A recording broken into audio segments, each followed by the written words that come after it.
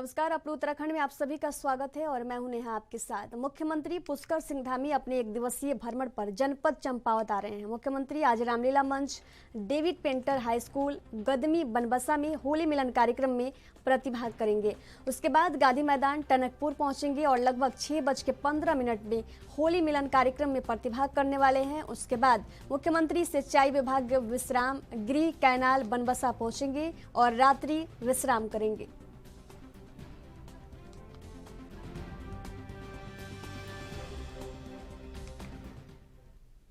उधम सिंह नगर में राणा द्वारा थारू परिषद द्वारा आयोजित उत्तराखंड जनजाति एवं अंतर्राष्ट्रीय थारू सम्मेलन का आयोजन किया गया, जिसमें सीएम पुष्कर सिंह धामी ने शिरकत की। 2 दिवसीय अंतर्राष्ट्रीय थारू सम्मेलन के स्थानीय स्तर पर व्यापक तैयारियां बहुत पहले से की जा रही थी और आज इसका आयोजन हुआ और इसमें सीएम पुष्कर सिंह धामी मुख्य अतिथि के रूप में उपस्थित हुए।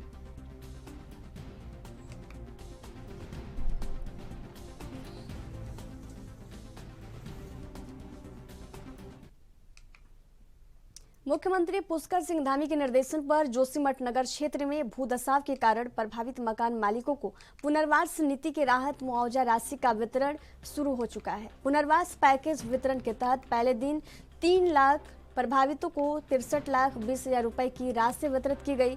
जिन प्रभावितों को मुआवजा राशि वितरित की गई है उनमें गांधीनगर वार्ड के 3 प्रभावित शामिल हैं। वहीं प्रशासन के मुताबिक प्रभावित लोगों के अभिलेखों का सत्यापन और मूल्यांकन कार्य तेजी से किया जा रहा है। जल्द ही अन्य प्रभावितों को भी पुनर्वास पैकेज के तहत मुआवजा धनराशि का वितरण किया जाएगा।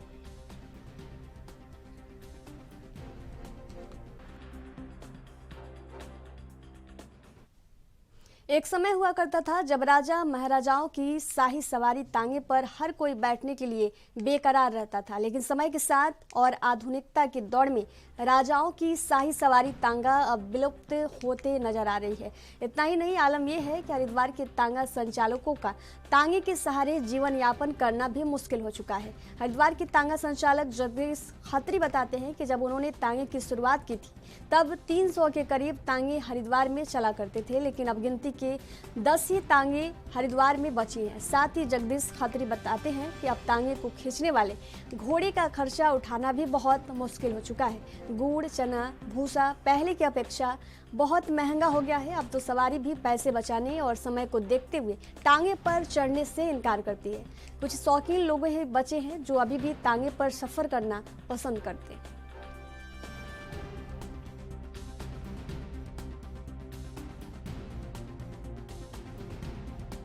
पहले यहाँ पर 300 कम से कम 300 टांगे चलते थे।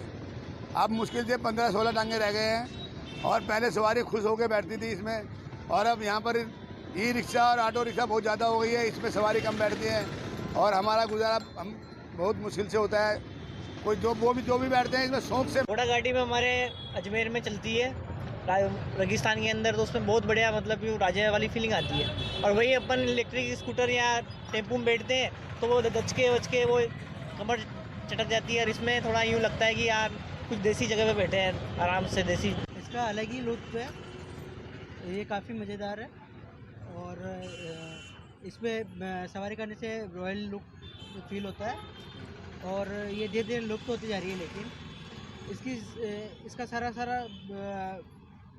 मतलब इलेक्ट्रॉनिक्स ऑटोज, घोड़े और जो उससे जुड़े अन्य साधन माने गए वो हमारे शास्त्रों में भी उसका उल्लेख है और भारतीय संस्कृति में घोड़ों का एक अलग इतिहास रहा है।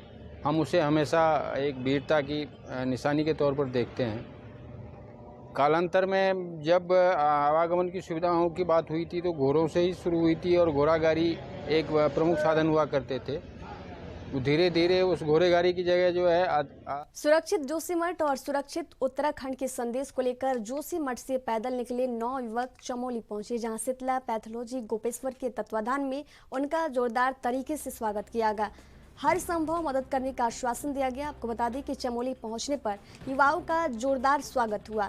जोशीमठ से पैदल देहरादून के लिए निकले युवा प्रतिदिन 20 से 30 किलोमीटर पैदल यात्रा कर रहे हैं। शीतला पैथोलॉजी लैब गोपेश्वर के सदस्यों सहित तमाम लोगों ने फूल मालाओं से युवाओं का स्वागत किया और अगले पड़ाव के लिए उन्हें रवाना किया।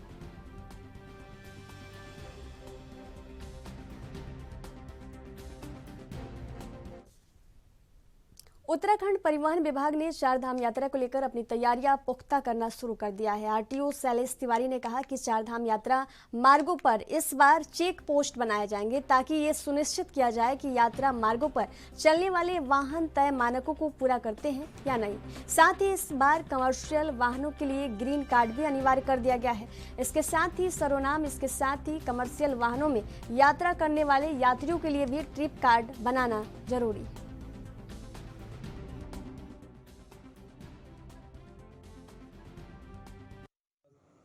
आगामी चारधाम यात्रा को लेकर के तैयारियां ऑलमोस्ट पूरी हो गई हैं। हम लोग हमारा जो मेन रूट होता है परिवहन विभाग का, वो होता है कि ये जो यात्रा में गाड़ियों की व्यवस्था का होता है, तो गाड़ियां हमारी जो हरिद्वार से और ऋषिकेश से रोटेशन के माध्यम से चलती हैं। वो रोटेशन बनाने की प्रक्रिया चल रही है। अभी हम उनसे बात भी कर रहे हैं, जो ऑपरेटर्स होते हैं बसों के, टैक्सी मैक्सी वाले लोगों से भी बात हमारी हुई है। साथ ही साथ इसके लिए हमारे चेक पोस्ट बन रहे हैं। ऋषिकेश में जो भी चारधाम यात्रा के रूट हैं उसमें हम लोग चेक पोस्ट स्थापित कर रहे हैं। चेक पोस्ट में हम लोग उनके वाहनों को भी चेक करते हैं, उनके डॉक्यूमेंट को भी चेक करते हैं हम लोग। साथ ही साथ जो ग्रीन कार्ड, जो भी कमर्शियल व्हीकल यात्रा पे जाती है उसके लिए ग्रीन कार्ड होना बहुत ज़रूरी होता है। उसके बगैर वो गाड़ी आगे जा नहीं सकती। साथ ही साथ ग्रीन कार्ड के अलावा हमारे यहाँ ट्रिप कार्ड की भी व्यवस्था है। कमर्शियल व्हीकल के जो यात्री हैं उनको हर एक ट्रिप के लिए अलग से ट्रिप कार्ड बनाना होता है।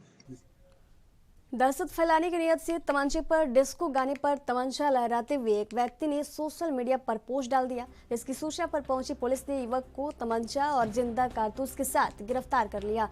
आपको बता दें कि ग्राम जुड़वा निवासी गौतम के द्वारा इंस्टाग्राम पेज पर अवैध तमंचे के प्रचार प्रसार किया जा रहा था, जिसके बाद घटना का खुलासा करते हुए अपर पुलिस अधीक्षक अभय सिंह ने किया।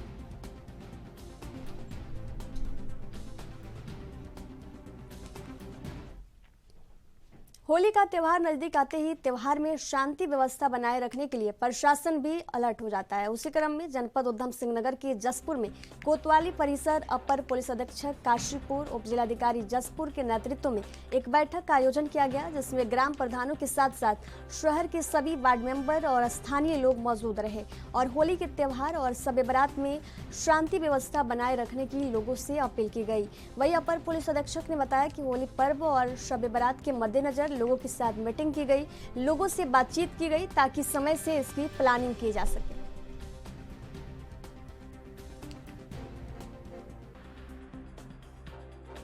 ये होली का पर्व आ रहा है, इसके अलावा शब बारात भी है। तो इसी संबंध में आज हमारे द्वारा सीएजी और पुलिस कमेटी मीटिंग हुई। जो एक स्थापित परंपरा है, जिसमें हम लोग जो स्थानीय लोग हैं उनको बुलाते हैं, क्योंकि हम लोग आते जाते रहते हैं। जो स्थानीय लोग हैं वो वहाँ के अस्थायी निवासी हैं, बहुत सारे हर एज ग्रुप के हैं, उनके पास संचित अनुभव है कि इस वर्ष में क्या हुआ था। और साथ ही हम अपने त्यौहार रजिस्टर से भी उसको देख करके उनसे फीडबैक लेते हैं।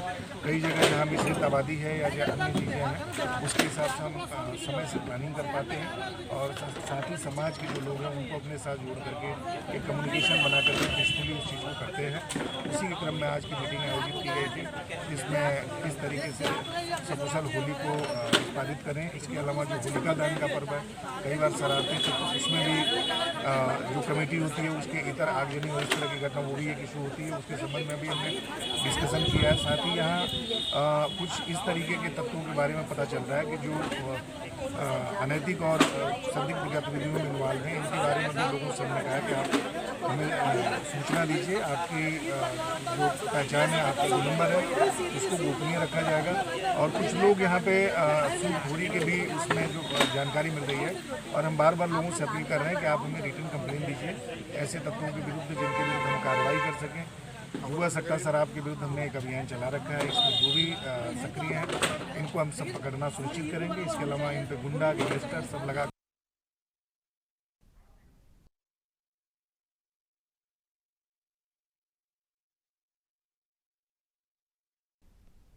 होली के दिन थाना मुनिकीरेती क्षेत्र अंतर्गत गंगा में राफ्टिंग का लुत्फ पर्यटक नहीं उठा सकेंगे। सुरक्षा की दृष्टि से पुलिस ने संचालकों की सहमति लेकर 8 मार्च को गंगा में राफ्टिंग पर रोक लगा दी है। पुलिस ने चेतावनी दी है, यदि कोई भी राफ्टिंग होली के दिन गंगा में उतरी तो पुलिस संबंधित संचालक के खिलाफ कानूनी कार्रवाई करेगी। आपको बता दें कि मुनिकीरेती थाने के इंस्पेक्टर रितेश शाह ने गंगा में राफ्टिंग करने वाले संचालकों के साथ बैठक की। बैठक में होली के पर्व को सुरक्षित और शांति व्यवस्था संपन्न कराने पर चर्चा हुई।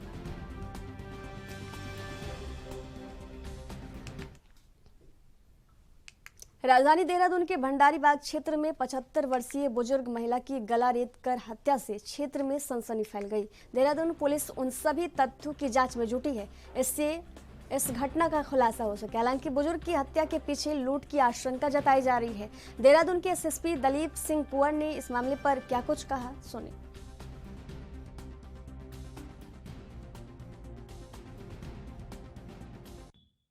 इस घटना के संबंध में सुबह 10 बजे स्थानीय पुलिस को जानकारी मिली। मैंने भी घटना का निरीक्षण कर लिया है और मृतका का नाम जो है कमलेश धवन है, पत्नी स्वर्गीय श्री इंद्र राय धवन।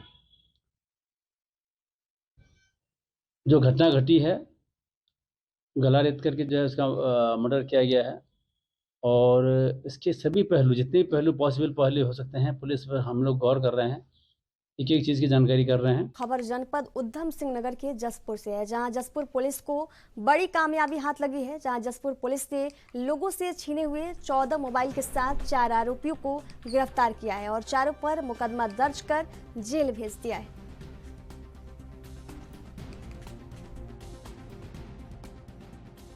अंतर्गत बहुत दिन से शिकायत मिल रही है कि लड़कों का एक ग्रुप है और वो आए दिन लोगों से मोबाइल छीनने की घटनाओं को अंजाम दे रहा है। इस चीज़ को गंभीरता से लेते हुए एसएसआई जसपुर के नेतृत्व में एक टीम बनाई गई थी, जिसमें हमें टेक्निकल और सीसीटीवी के माध्यम से कुछ लीड मिली थी कि कुछ ये लड़के थे।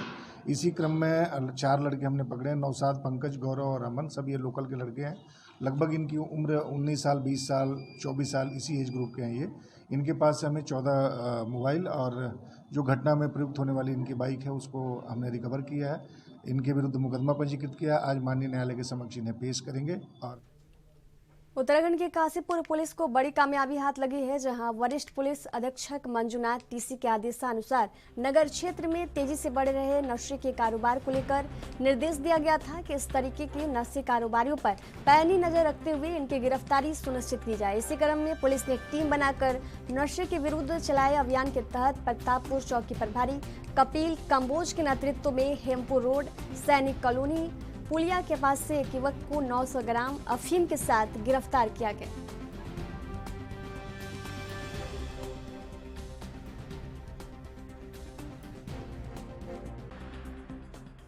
नशे के विरुद्ध जनपद में लगातार अभियान चला करके कार्रवाई की जा रही है, जिसमें जो भी नशे के ट्रांसपोर्टेशन में या तस्करी में लगे हुए हैं उनके विरुद्ध हमारी टीम सक्रिय है। इसमें ये सतविंदर सिंह के बारे में सूचना मिल रही थी कि यह सक्रिय है नशे के कारोबार में।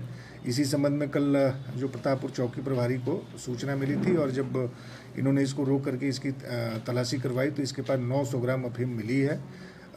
इनके ऊपर एनडीपीएस की धारा के अंतर्गत मुकदमा पंजीकृत किया गया है। इसके आपराधिक इतिहास की हम जानकारी कर रहे हैं। आज इसे माननीय न्यायालय में पेश करेंगे। अभी क्या बाहर से ला करके इस टेप को जो है यहाँ उत्तराखंड में सप्लाई करने, इससे पूछताछ के क्रम में हमें काफ़ी लाभदायक जानकारी मिली है और ये जहाँ से ले आता था और जहाँ पे ये देने जाता था उनके विरुद्ध भी हमारे द्वारा नशे के खिलाफ चलाए जा रहे अभियान के क्रम में कुंडा थाना पुलिस ने चेकिंग के दौरान एक व्यक्ति को स्मैक के साथ गिरफ्तार करने में सफलता पाई है। घटना का खुलासा अपर पुलिस अधीक्षक अभय सिंह और सीओ वंदना वर्मा ने किया।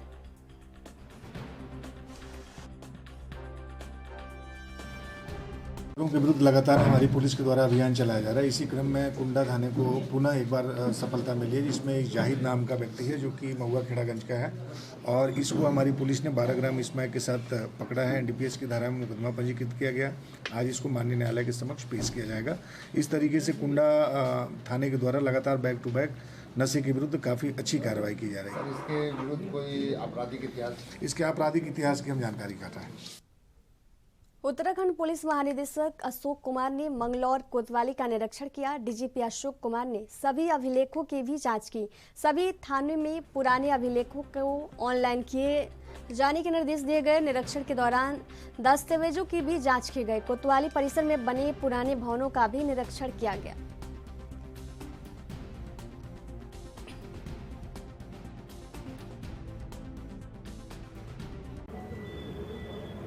देखिए, आज हमने कोतवाली मंगलौर का वार्षिक निरीक्षण किया और इनका जो कैंपस है, भवन है, बैरक्स हैं, मालखाना है, ऑफिस है, महिला हेल्प डेस्क है, वो सब जवानों का मेस है, उस सब को क्लोजली बारीकी से उसका निरीक्षण किया। और साल भर में थाने में जितना अपराध हुआ है, जितनी दुर्घटनाएं हुई हैं, उन सब के बारे में भी क्रिमिनल्स का हर एक का विस्तार से एनालिसिस किया। ओवरऑल कुल मिलाकर के थाने की कार्यप्रणाली बहुत अच्छी पाई गई। बहुत अच्छा काम यहाँ पे हुआ है। अपराध भी ओवरऑल बहुत कम है, विशेषकर हत्या में बहुत बड़ी कमी है। 2021 में 10 हत्याएँ थी, 22 में 3 है। जो भवनों का रखरखाव अच्छा है, कार्यालय भी अच्छे से चल रहा है, सब कुछ रिकॉर्ड बहुत अच्छा मेंटेन किया गया है। कुछ एक चीज़ें जो डायरेक्शन हमने और भविष्य के लिए दिए हैं, एक तो अपराध में सब जगह अपराध नियंत्रित है, किंतु दुर्घटना थोड़ा बढ़ी है। तो हमने निर्देश दिया है एसपी ट्रैफिक को भी और थाना अध्यक्ष को भी, एसएसपी को भी, कि यहाँ पे जहाँ पे कट्स ऐसे खतरनाक बन गए हैं नया हाईवे बनने से, तो वहाँ ट्रैफिक की पुनर्प्लानिंग की जाए।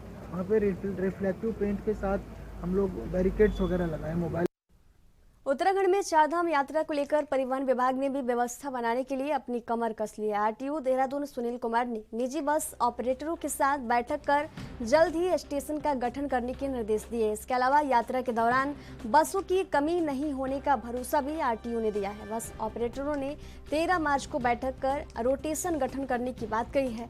आरटीओ के मुताबिक इस बार चारधाम यात्रा को लेकर बेहतर व्यवस्थाएं बनाई गई है। सड़क हादसों को रोकने के लिए सर्वप्रथम नशे में वाहन चलाने वालों की लाइसेंस निरस्त करने का निर्णय परिवहन विभाग ने किया है। आरटीओ सुनील कुमार ने दावा किया कि यात्रियों को ऋषिकेश में बसों के लिए इंतजार नहीं करना पड़ेगा।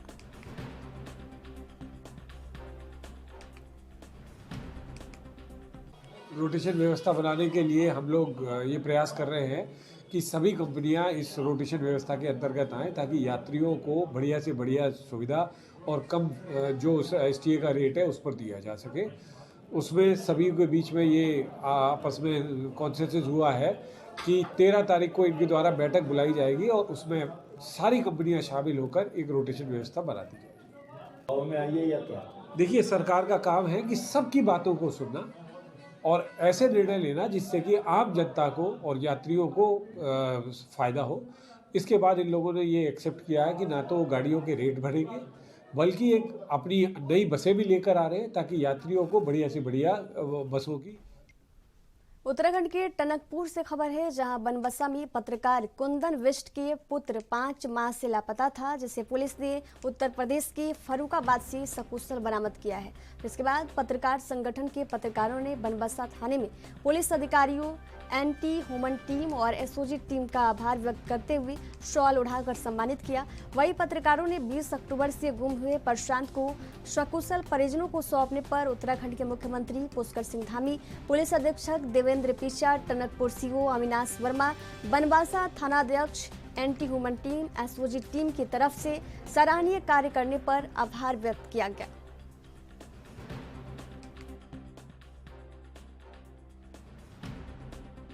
पुणे में मुख्यमंत्री, पुलिस कप्तान साहब का और हमारे पूरी बनबसा टीम के जितने भी भाई लोग हैं, मित्र पुलिस लोग हैं, उनका तहे दिल से आभार करता हूं कि उन्होंने 19 अक्टूबर को हमारे पत्रकार भाई के पुत्र छोटे प्रशांत जो अचानक घर से गुम हो गए थे, उनको फर्रुखाबाद उत्तर प्रदेश से सकुशल पहुंचा के परिवारजनों को खुशी की एक अच्छी सी सौगात दी है। इसी के साथ बहुत एसओजी, एंटी ह्यूमन और स्पेशली हमारे थानाध्यक्ष जगवान जी का बहुत आभार जताता हूँ, जिन्होंने अपनी कुशल रणनीति से और बहुत मेहनत से जो है मेरे बेटे को जो है सकुशल आज मेरे हमसे मिलाया है। इसके लिए मैं पूरी पुलिस टीम को कई दिल से आभार जताता हूँ। साथ में मुख्यमंत्री जी का भी आभार जताता हूँ, जिन्होंने जो है इसको अपने ये पिछले वर्ष 20 अक्टूबर को हमारे जो स्थानीय पत्रकार हैं कुंदन बिष्ट, उनके पुत्र प्रशांत बिष्ट, जिसकी उम्र लगभग 14-15 वर्ष थी, वो बिना बताए घर से कहीं चले गए। उसके बाद से लगातार हमारी पुलिस की टीम इस पे काम कर रही थी, बट हमें सफलता नहीं मिल पाती। और पिछले दिनों में हमको कुछ ऐसे लीड मिली सोशल मीडिया के थ्रू और अन्य माध्यमों से। इस पर हमारी टीम ने, हमारे थाने बंबसा की टीम ने, एसओजी की टीम ने और साथ ही एंटी ह्यूमन ट्रैफिकिंग टीम, इन सभी ने मिलकर कुछ काम किया और इस पे फिर हमको लीड मिली कि वो बच्चा फर्रुखाबाद में है और यहाँ से हमारी टीम। अपने उत्तराखंड के सफर में फिलहाल दीजिए जाने की इजाजत। देखते रहिए एनबी न्यूज़। नमस्कार।